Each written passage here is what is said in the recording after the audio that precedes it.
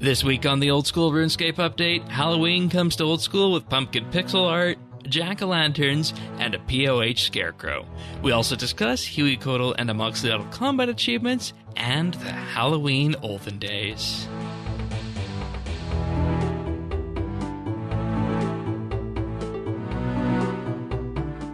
This is the Old School RuneScape Update, Episode 50, recorded Friday, October 18th, 2024. Pumpkin pixel art.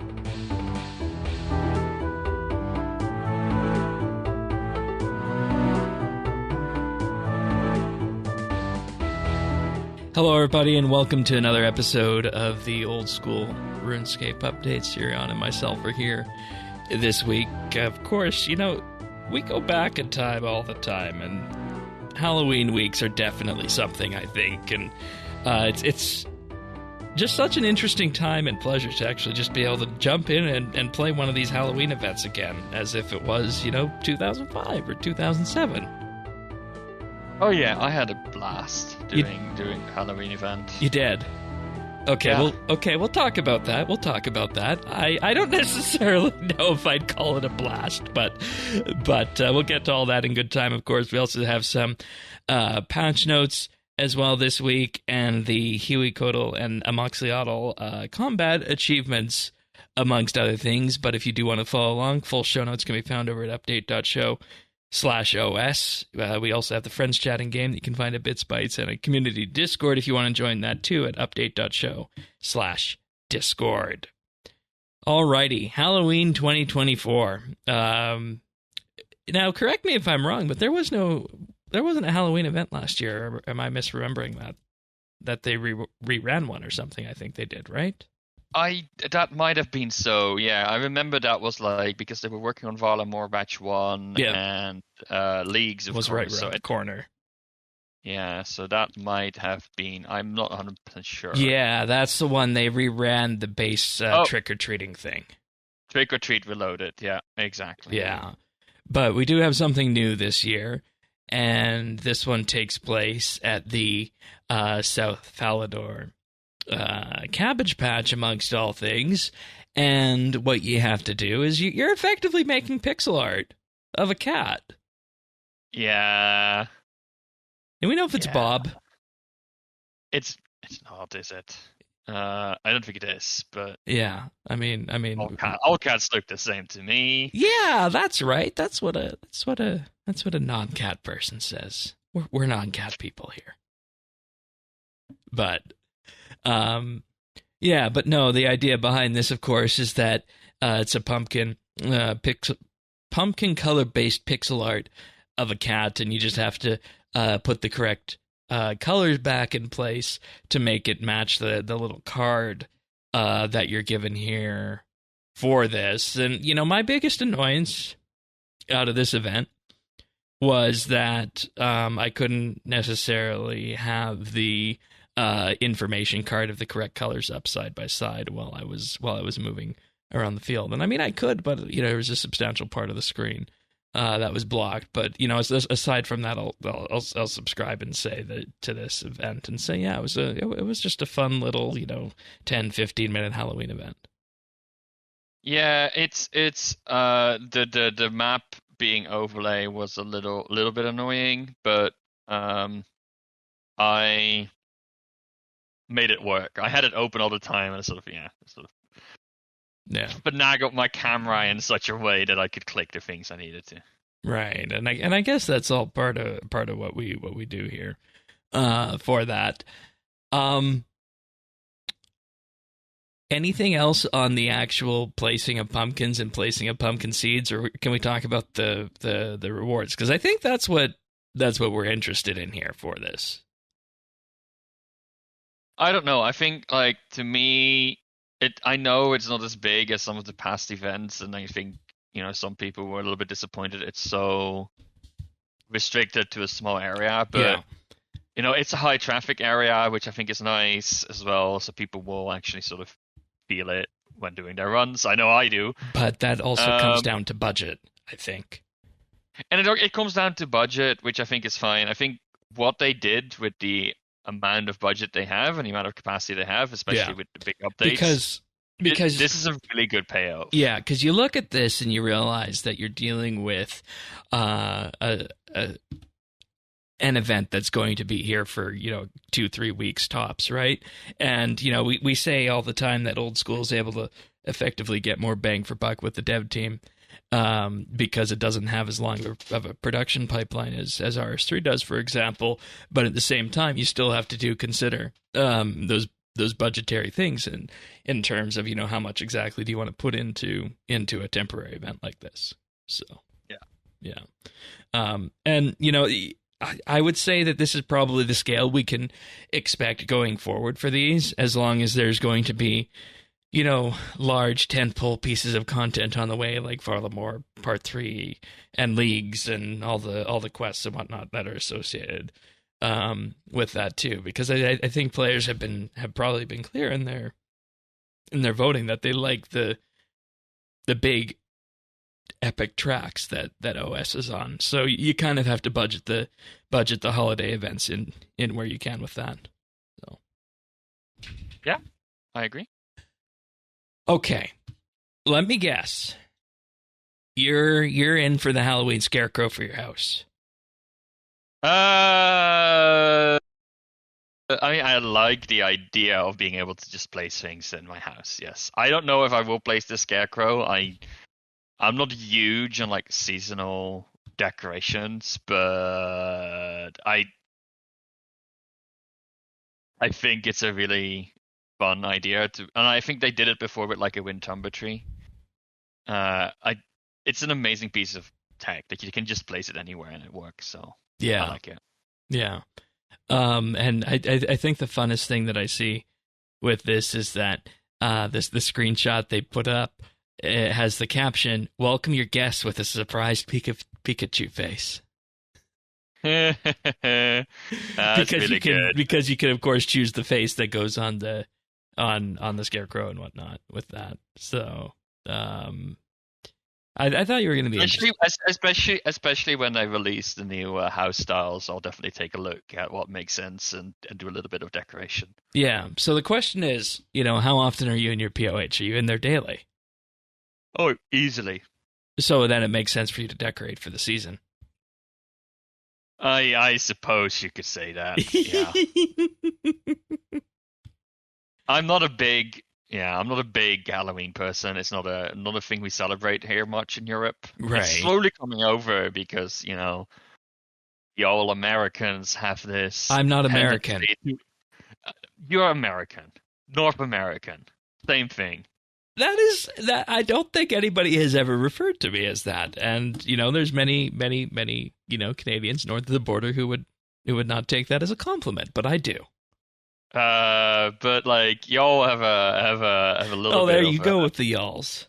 Have a tendency of exporting your peculiarities across the Atlantic. That's an interesting way of putting it. I mean, it depends on what neighborhood you go to, but there in the past were cases in various Halloween neighborhoods around me where folks would get like 300, 400 people at their house on Halloween. What I know is that, like, especially in cities with a lot of expats in the Netherlands, like Amsterdam is one of them, they will organize sort of Halloween events with all of the kids. But, it's very much an imported thing here. Yeah. One thing that just for the folks outside of North America, if you go to the right neighborhoods, at least this is how it used to be, you would have the option of getting from a singular house like a full 355 milliliter pop can and full size chocolate bars. That's what some people would give out. Wow. So you can see why it becomes such a big deal for young folks and whatnot. And now we import it into RS, and I mean RS has had Halloween since the pumpkin came out in I think 2003 if I remember correctly. Oh, 2001. And just a reminder, you get the 2 noted pumpkins and the 2 mask sets whenever you do a Halloween event. So that's nice and big. What about the jack-o'-lantern heads? Are you in for that? Yeah, this comes down to the fact, and I hate hearing myself say this, that wearing these things around is, I want the actual benefits that my gear gets me. So I kind of want there to be cosmetic overrides. Would this be a prime use case for a cosmetic kind of system where you can run certain things cosmetic armor wise? Yeah. And see, I realize that is something that might be controversial with some old school people, but I think if you just limit it to, the cosmetics that we have in game and you don't expand it into anything that's purchasable, I personally don't see a problem with that. Whether it be the Halloween, Christmas events that you want to use, or even if you wanted to, replicate something iconic like the dragon chain, plate legs, and longsword.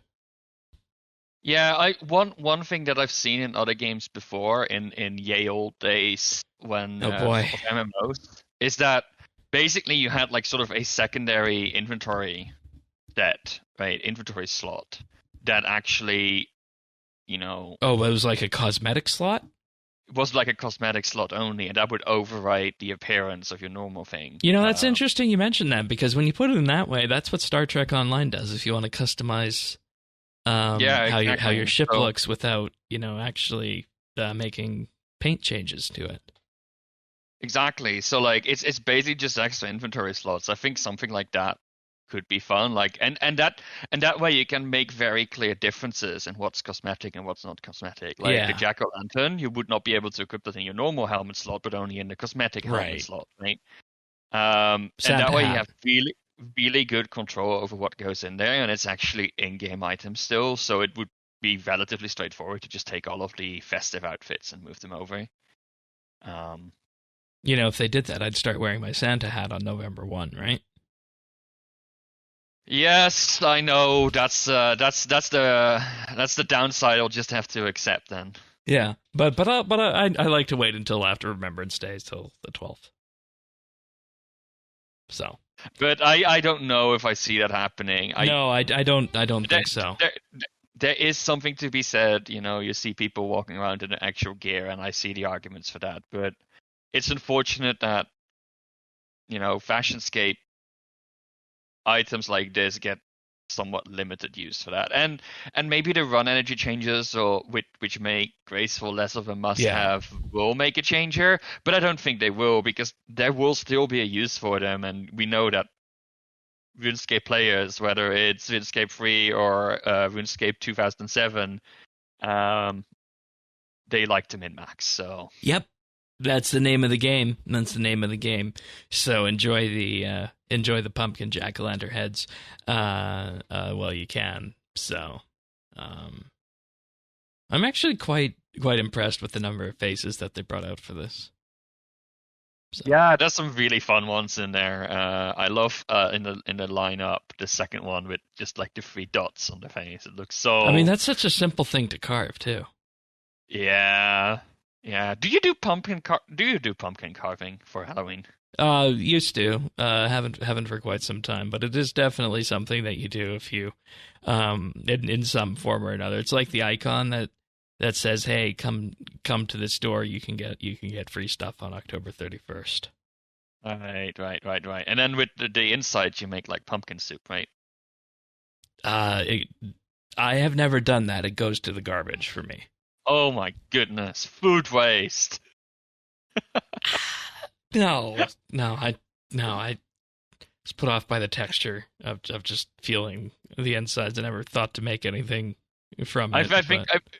I think we did pumpkin carving like 1 year as like a fun. Maybe it was like a school thing, or I don't remember. But I remember eating like pumpkin soup for like a week after that. Yeah. Ew. Yeah. And I'm not a fan of the taste of like pumpkin or squash or anything in that family. Well, you got like a pumpkin spice coffee or something at some point, if I remember correctly, right? Yeah, I'm not a huge fan of that either. I like to wait until after Halloween, when all of the gingerbread tasting things come out. Now we're talking. my goodness. Well, okay, I guess that's the Christmas Gingerbread. season start then. Yeah, gingerbread, my only love.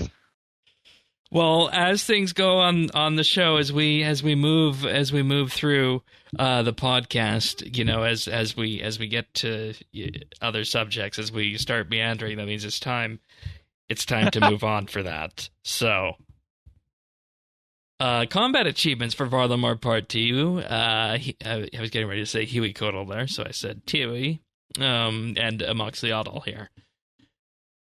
One Grandmaster achievement. You're getting good at pronouncing these names. Well, no, that's actually not the way it's supposed to be pronounced according to the wiki. It's Hueycoatl, right? Hueycoatl? No, I don't know. At least you don't. If I would have to pronounce these, I would just stumble over my own words. So. Yeah, we'll save that for another day. But as I was saying, one Grandmaster, two Masters in the Hueycoatl ones. The Grandmasters kill Huey in 230 with 3 players or less, and the Master achievements... You were. Okay. The Masters are 230 with 5 fewer players or less, and the other one is kill Huey using only Dragonbane weaponry. Oh, why? Did they just have to rub that in for me? Yeah. Why? What's your issue with Dragonbane? Hueycoatl is not a dragon. Right. That entire discussion. But everything else seems to be, fairly mundane for this. I'm not seeing anything that's too far off the beaten track here. I think the most complicated one is the perfect, which is to kill the boss 5 times without leaving. And to get a perfect kill, you must not take any damage from lightning, the auto attacks, or the tail slam attack. If you have failure messages enabled, you'll be told if you have failed the task. Damage taken from the auto attacks, which you are correctly praying against, will not fail the task. Yeah. Are there any of these combat achievements you're like, oh, that looks like an interesting challenge or something I would like to try? You're asking me with how I feel about the OS combat system? The answer's no. Okay. You? Okay. I find the perfection ones a little bit frustrating. I'm still trying to get the one for the moons. I'm just not quite good enough for that. I always like the restriction ones. They're a little bit annoying sometimes because you need to get the right gear, but I like the restriction ones. I like doing the one with the Moons of Power where you can only use the Dragon's Scimitar. Like that's, it's a fun little challenge. Yeah, that's a unique little thing there for that. There's one for killing it with only earth spells. Mm-hmm. The downside I see is that they've added a few more medium tasks, which means that me getting my medium tasks done now, like they just bumped the threshold again. I mean, the mediums aren't that bad though. It's kill the boss once and kill it with earth spells. Yeah, exactly. I just need to do it. And it's the same with Amoxliatl. Like for what it's worth, when I went there, I took earth spells. So. Oh, there you go. For Amoxliatl, on the other hand, there is one perfection task there, and that's under the hard category. Kill Amoxliatl without taking any damage at all. And no Grandmaster task for this one, or Master, which I guess makes sense because it is one of those Slayer demi-bosses, as they call them. Yeah, there's 2 elites one, like, kill it in less than 30 seconds. My god, how? Haxor mode. Yeah, I know that there's one for, like, Hespori where you need to kill it in, like, 30 seconds, and I'm still trying to get it under a minute, so, some people are going absolutely. So I think the Hespori one is also special because basically what you do is you try and skip one of the phases by using like a special attack exactly at the right point. But yeah, look, I have a lot of respect. It's the intrinsic nature of the OS combat system, is what I'll say. Yeah. So. But no, I think it's cool. I think combat achievements are one of the best things that old school has gotten in the PVM space. And it makes sense that they wait a few weeks for releasing them. Yeah, just shake out any bugs with the boss, let people get their footing and whatnot. I think this is also a pretty good signal that these bosses are now sort of mature and they won't change much. Yeah, so. That's also a good point. And, this is what we were talking. This is a little bit like what we were talking about like a few weeks ago, right? Or maybe last week. I don't remember. Where we talked about like the early access aspect of Valimor. And this is sort of, for these bosses, this is sort of That's so true. The true release point, right? Like this is like, okay, it works. Let's put the achievements on, call it done. So, and this is a good reason for people to go back and experience the boss as it was intended. So, another good thing about these combat achievements coming out later, I suppose. That is such an interesting way of looking at it. And, we were also talking about combat achievements last week on the RS3 show, in particular about how combat achievements can be another form of progression in the game without, relying on drop logs and whatnot, or, doing things of checking tasks off of a task list to do for something like the completionist cape.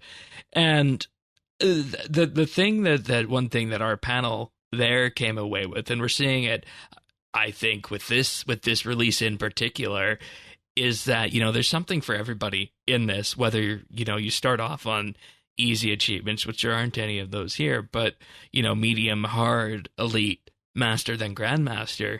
There's something for everybody in this, and everybody can walk away and, in effect, challenge themselves and maybe push themselves a bit further than they normally do, which is a good interaction model for the game as a whole.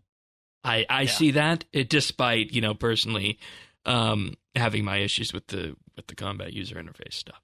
But I would actually love to see achievements for some of the auto activities in the game as well. But Castle Wars. I was thinking more like Guardians of the Rift and Giant's Foundry and things like that. It could be fun to mix that up a little bit. But okay, what if they asked you to play 5,000 Castle Wars games?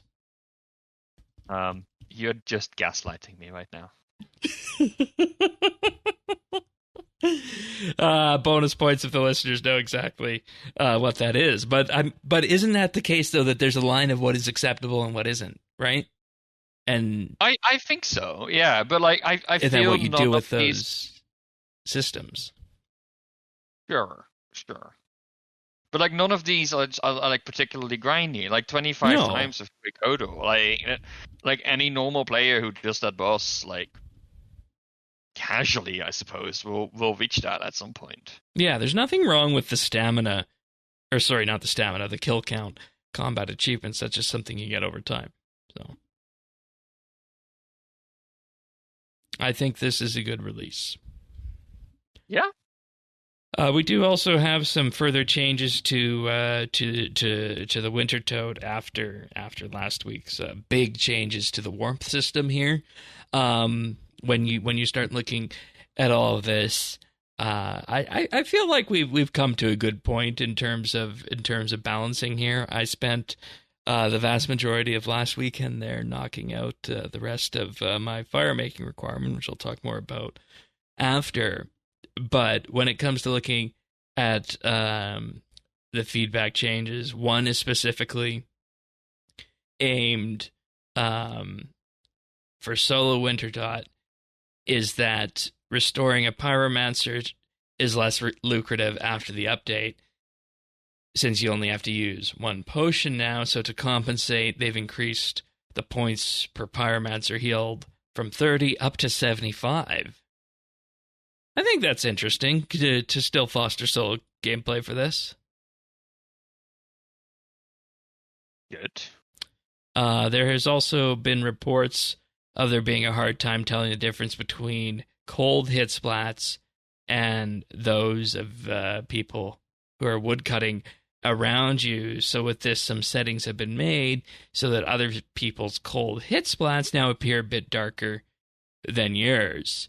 And, when you look at this with such big changes that came to the boss, that's two changes only. You think we're going to see more to the warmth system in terms of tweaks and fixes as we progress through, or is it how it is destined to be at this point?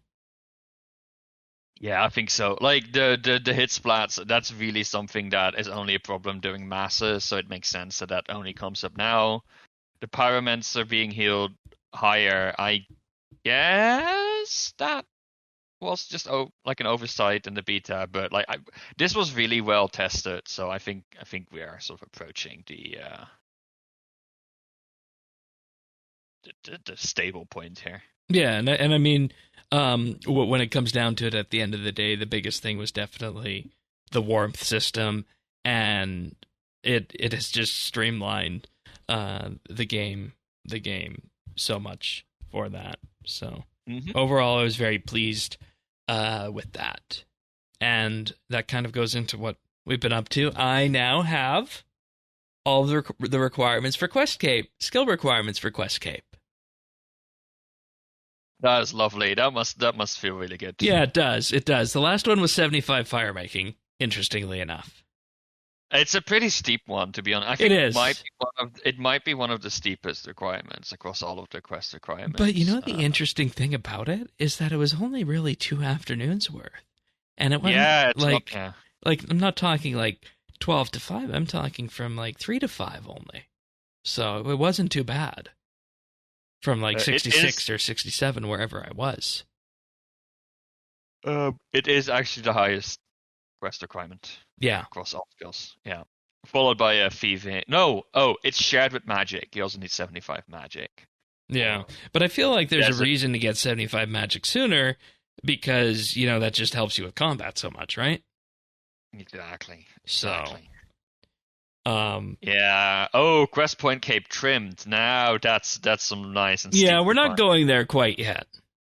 I already got a few skills ticked off from that list, so that's good. Yeah. I also I don't remember if this was done by the time we did last week's show, but 60 rune crafting and 69 Slayer as well. I don't know. I don't remember if I mentioned those being done because a lot of our discussion last week focused on Secrets of the North.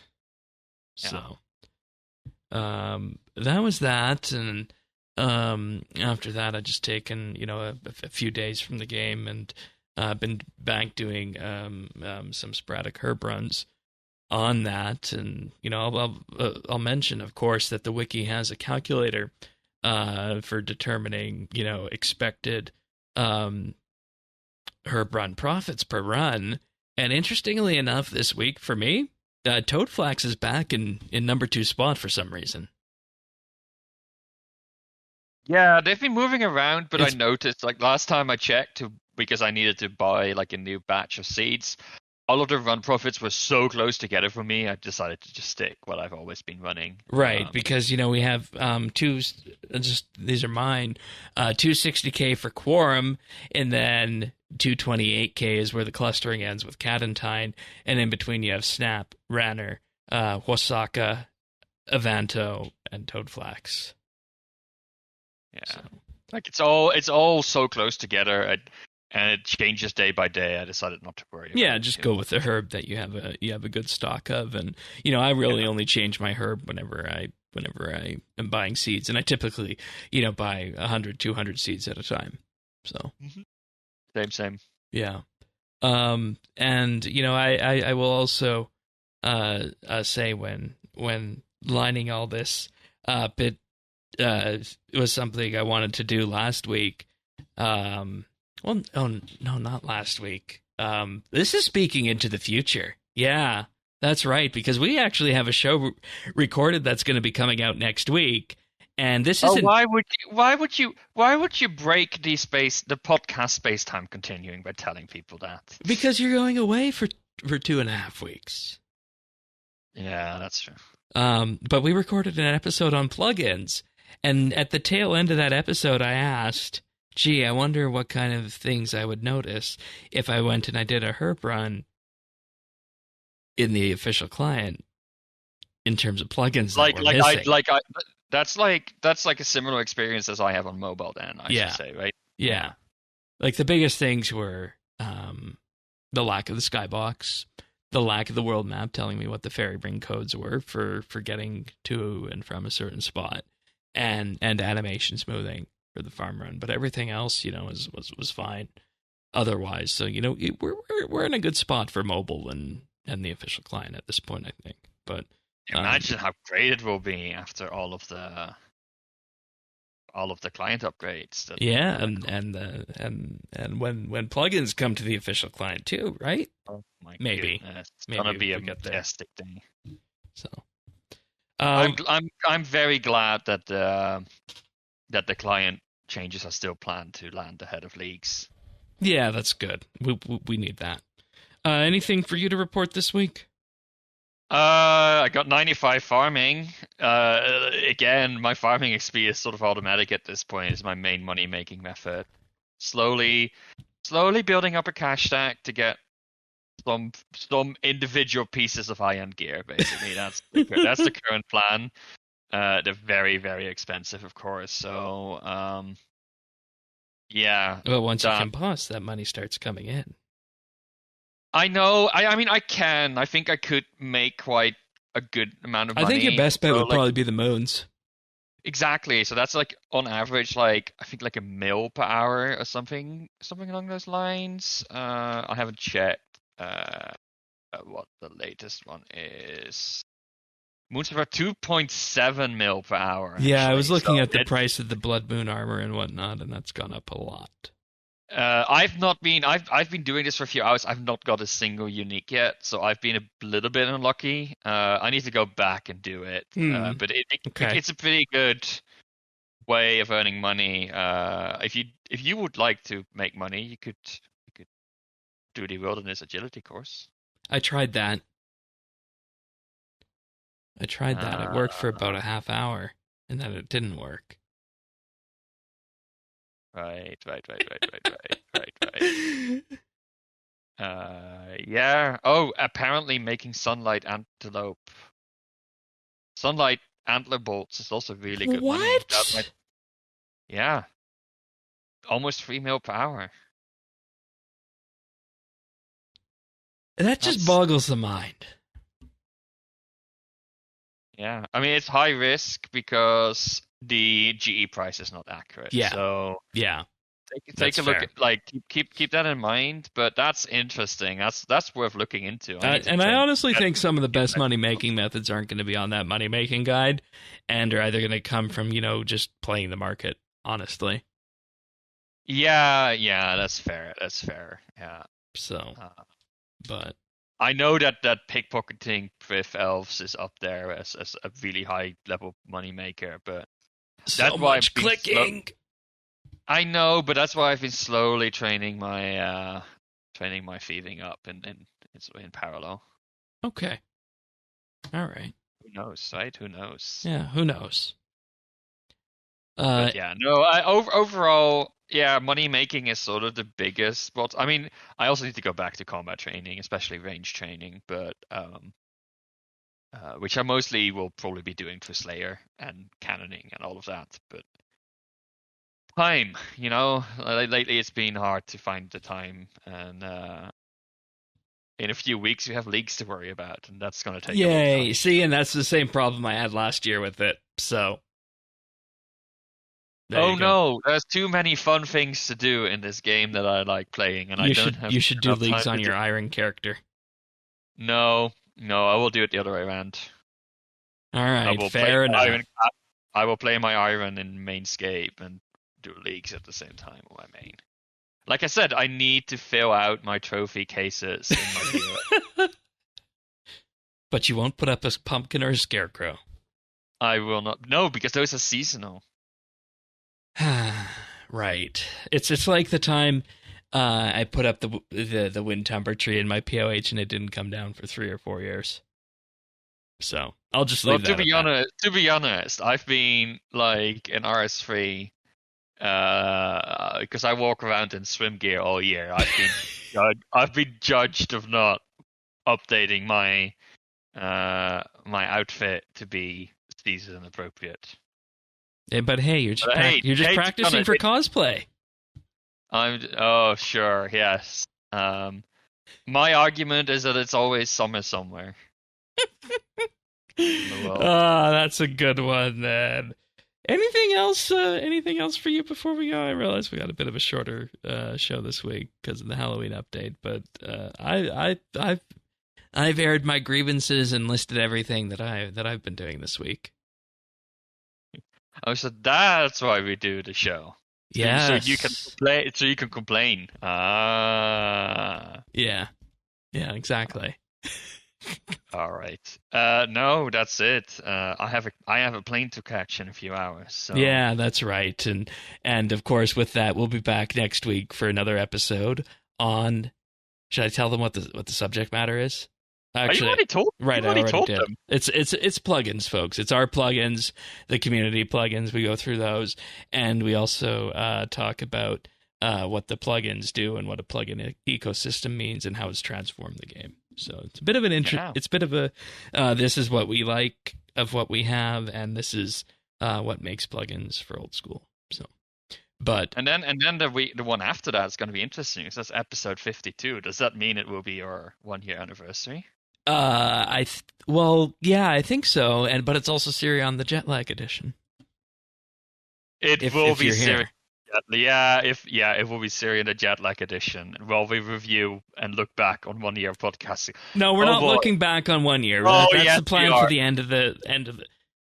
Okay, we'll talk about that. We haven't talked about this yet. Oh, this is the best thing to do.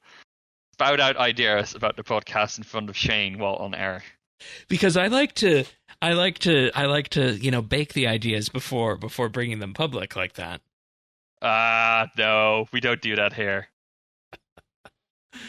Well, then we should just do it live.